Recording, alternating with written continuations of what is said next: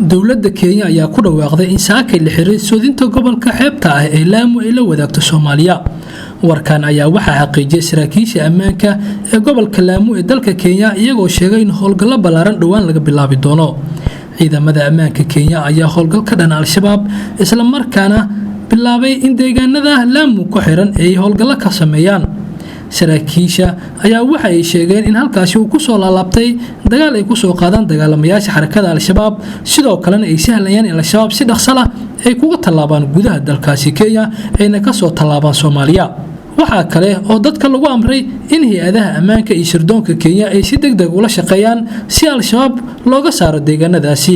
dadka sidoo kale waxaa lagu amray inay soo sheegaan halka ay ku arkaan dad ay ka shakisan yihiin.